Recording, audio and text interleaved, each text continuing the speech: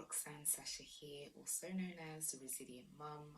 Welcome back to my channel. I hope that you are all well.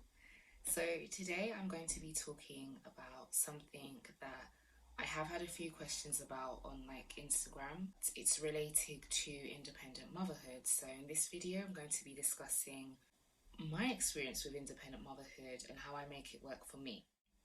Now, the first thing I would like to say about independent motherhood is I do not think of it as a curse. I actually think of it as a blessing in many ways because many women out there cannot actually have children. So for you to be able to raise a child or children, it is a blessing. So I don't think independent motherhood is something that we should look at and think, oh my gosh, why is this my life? Because you're able to pour into your children or your child, and that's really amazing. I also feel like having that direct impact on your children or your child will serve them in the long run because you get to instill in them the values, the morals, the principles, and everything else that you desire to teach them. So you actually get to mold your children according to God's will and God's plan for their lives. You get to pray over them. You get to do so many amazing things with them, including making great memories and making the most of what you have. Now, my experience with independent motherhood has been very interesting, to say the least. I have found that at times I have struggled with certain aspects of independent motherhood, like I am an introvert, my daughter is an extrovert, so sometimes I like to have time to myself, and my daughter is just a little chatterbox, but that's a blessing because it encourages me to actually express myself more, I guess. It encourages me to be able to have conversations with her, to know what's on her mind, and there are moments where I do say to her that I'm going to have some time to myself now, and then she gets to do something fun, she gets to do a fun activity, etc. I also find that with my daughter, there are moments where she's very, very affectionate. She loves cuddles, she loves kisses, and that is because she's been raised with lots of love. That's something I try to always let her know, that she's loved no matter what the circumstance is. She's always welcome to come to me and have cuddles, and sometimes I really need cuddles, to be honest. I don't always say, like, I need a hug, but she'll come to me and she'll just know that I need a hug, and I think that's really amazing. She is actually sitting over there right now, and I feel like she wants to come and give me a hug, but because I'm recording, she knows basically when I'm recording that I'm recording. Like, if you're co-parenting, I find that as time goes by, you both learn, or you should both learn to be able to work together. You both should learn that you're doing it for the children, so no matter what your feelings are towards each other, the children or the child always comes first. In my circumstances, I'm not co-parenting at all. I'm raising my daughter by myself, and sometimes I do think like what life would have been like had the other party been there, or if the situation was different.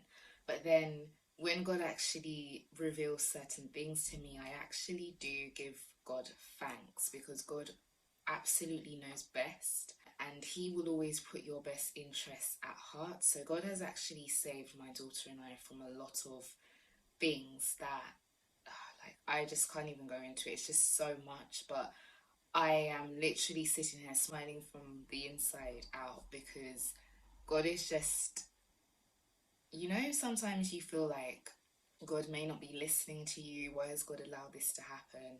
It's definitely not the case. God has a reason for everything. And when he says to you that that door needs to be closed, or he needs to move you away from this situation, don't question him. Just go. Just be willing and allow God to take you where he wants you to go, because he will always have a very good reason. When I initially had my daughter, I didn't know a lot of these things, and as time went by, as years went by, I discovered more and more, and I just always give God thanks. I'm doing the best I can to raise my daughter.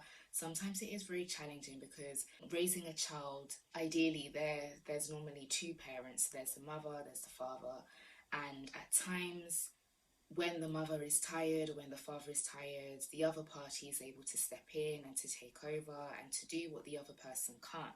So in my case, and in most independent mothers' cases, you don't always have that. I do have a really great support system behind me. I've got my loved ones, I've got my friends, my family are amazing. So my mother is always really good with my daughter since day one. My daughter and her, they have an unbreakable bond, and it's really beautiful to see. It's very reminiscent of myself and my mother when I was much younger.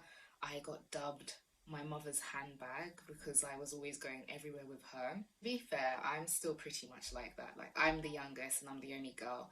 So yeah, my mother is just my world. She's just my everything, and I love her so much. And I see a lot of that with my daughter, with myself, and with my mother. So with independent mothers, we don't always have that person who can come in the evening and take over. We have to do the morning shift, the afternoon shift, and the evening shift. And sometimes I have found it difficult. As mentioned before, I am very introverted, so it would be nice if I had somebody to, when I'm having those moments to myself, or if I feel like I need to take a break during the day, it would be really nice to have somebody to come and say, okay, Isabella Grace, let's go and do this, or let's play in the garden. Mama is going to do this, or Mama is going to do that, and it just would be really helpful. I don't always have that, especially because I don't live near to my family. So sometimes, and especially at the weekends, my mother does step in and she will have some time with my daughter, which gives me like an hour or so to just go and do me, go and do something that I need to do. And I appreciate that time apart from my daughter, because when we get back together, we have so much to talk about. She always has something to say, and I equally have things to tell her. So it's just nice. I think it's healthy as well, because you get to have that little break away from your children or your child, and it doesn't mean there's anything wrong with you or there's anything wrong with your child. It's the same like if your child is going to nursery or going to school or going to college. It's literally the same thing, except with that it's more of an educational purpose. With this one, it's just self-care, well-being, your mental health, etc., etc. Nobody can just continuously pour from an empty cup, because one day that cup is going to be empty. It's always good to take some time to yourself, and that's something I have done consistently throughout the 6 years of raising my daughter. I ensure that she gets to engage in some self-care practices for herself, whatever that is. You know, we dubbed Friday as Fun Day Friday, and depending on how our week has gone, she will usually have like a few treats on Friday, and it's something that she always looks forward to. To be fair, I look forward to it too, because we always get to watch a nice movie and she gets to have some fun snacks. So that's something we do. And then after Friday, we have Saturday. We usually go shopping. My daughter, she's a bit like me when it comes to shopping. So we don't, like, if I need to actually go out and physically buy things, I just try to be as quick as I can, because I am not a shopper. I'm not a shopper at all. I don't know if I'm probably the only female in the United Kingdom that is just not into shopping in that way, but that's just me. I prefer to do online shopping, but sometimes, depending on the item, I'd rather go and see it. So if needs be, I'll buy it in the store or I'll buy it online. It just depends on how I feel at that precise moment. I don't like the long queues as well, and I know patience is a virtue, but yeah, long queues and me standing up and waiting around, sometimes very tedious, to be fair. So Sunday as well, we have church, and that's where the family normally gets together as well, because our family is very close knit. We're a very tight family, and it's just nice to be able to have those moments to look forward to. So I always try to make sure that my daughter's week is fun filled. For those of you who don't know, I actually home educate my daughter as well. So she's home educated, and the difference between home education and homeschooling is that with homeschooling, you actually follow the guidelines and the curriculum that is taking place in school. With home education, it is whatever floats your boat, but as long as your children are learning, that's my take on it.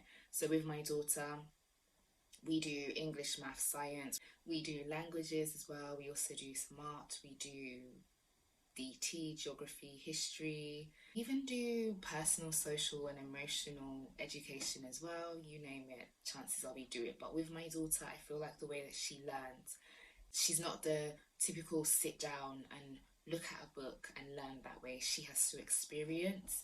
We are quite similar in some ways. It's actually really funny. My daughter is very hands-on, very tactile. She likes to do as she's learning. She likes to see. She likes to ask questions. Whenever I'm planning for her, I plan according to her needs because it has to fit in her interests so that she will be engaged in it, and also because she has a voice. It's important for her voice to be heard. So currently we've been learning about dinosaurs, we've been learning about seasons as well. So I tailor her math, science, English as the core subjects around that, and also the other subjects that she does as well are tailored pretty much around that. She does do extracurricular activities too, and I don't mind taking her to them. I think that it's all important. When it comes to learning, I'm very hands-on. I love to be able to have that direct impact on her life and to know that what she's learning and to know what she may need help with. I feel like working in that kind of field helped me to have my eyes more open, so I know what to look for and I know what to do if she's probably not where she should be at a certain stage. I try to be very hands-on when it comes to her learning.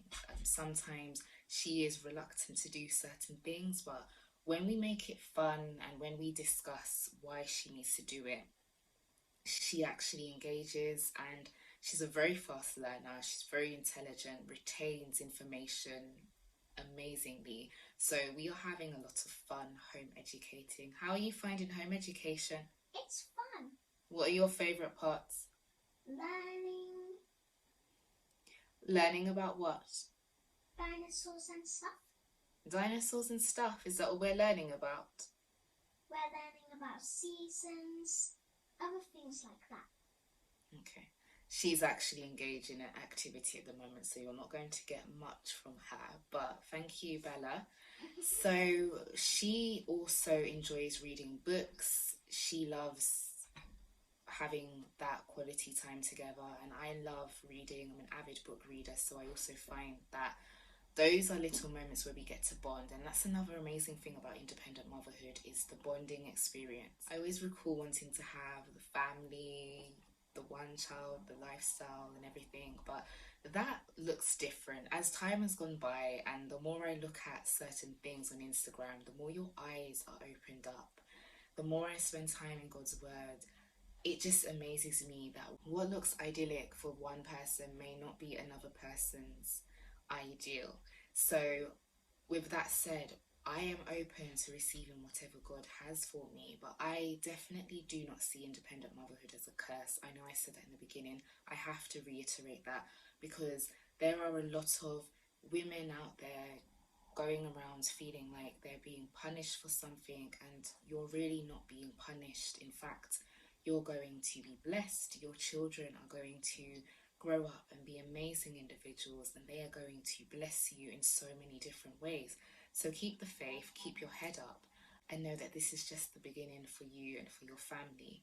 I get quite a few emails and quite a few messages about struggling and dealing with a difficult father. I do have blog posts relating to this as well. As I said, I don't actually have that experience.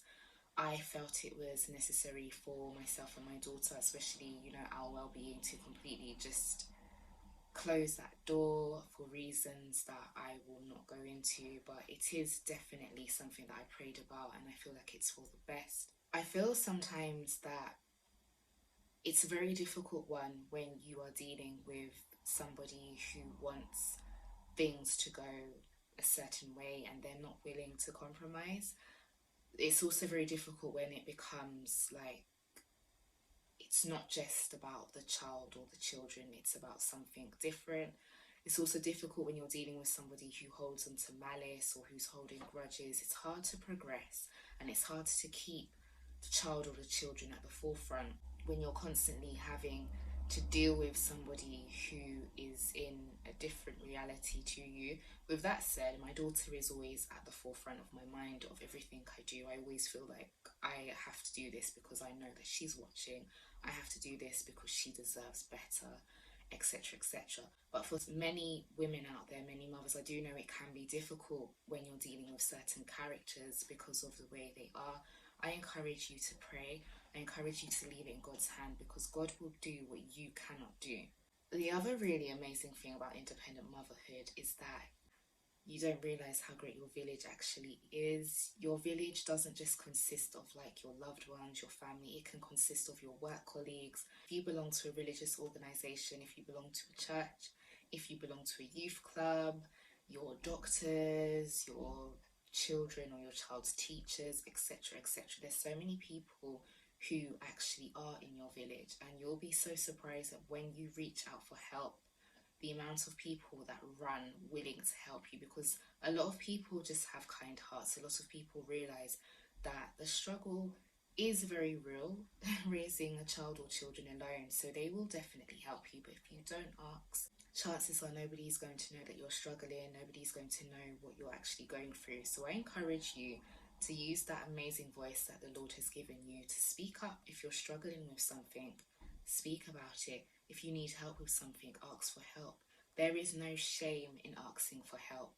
There are so many times that I've had to ask for help with certain things, and if I didn't ask, I would not have received help.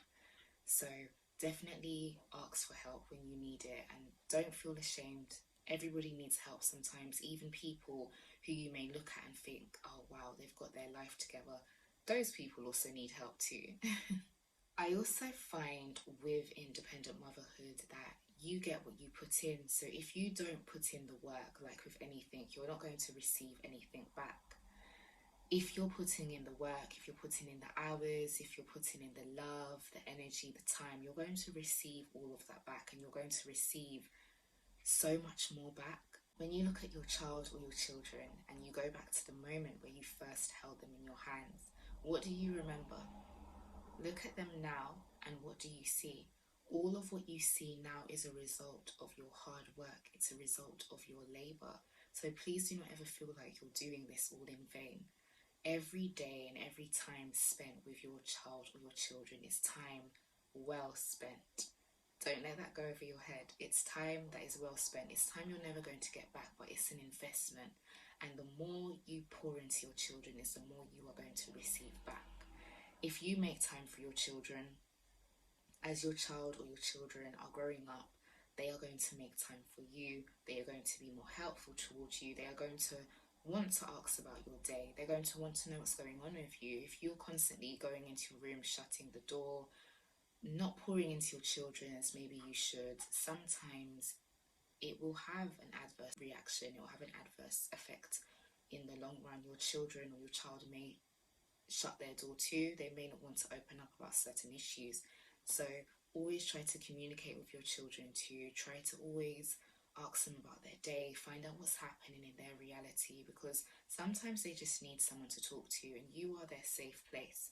So for them to come and talk to you about situations, that is a beautiful thing. Of course, we should always hand our problems over to the Lord, but try to always be that safe place for your children or your child, so that they know that no matter what happens in life, no matter how their day has been, they can come back and they can talk to their mother about it. You do not need a man to be a great independent mother. I know quite often a lot of independent mothers desire to be wives, they desire to have a man in their lives so that their child or their children can have that father figure. But can I please remind you that there are so many other amazing father figures around. There's God for starters. Doesn't get more better than that. There's also, maybe you have like male role models in your family, maybe you have male role models in your friends, your pastor, your colleagues, etc. Whoever is in your life that presents himself as an excellent male role model, they are a good starting point also. It's all good and well desiring to have the husband and everything else, and I'm not saying that you shouldn't, but my point is that you don't need them to make yourself a great independent mother or a great woman. You can be everything that God wants you to be, with or without this person.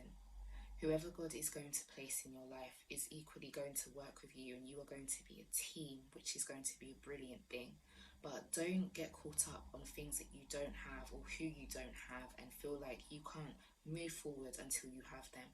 You keep doing the work now, you keep moving forward now, and when that person comes, when God decides to bless you with that person, you're going to fit like a glove, and it's going to be a very beautiful sight. Always keep that in mind. Always know that you are enough, okay? Your worth is found in God. You are always going to be enough.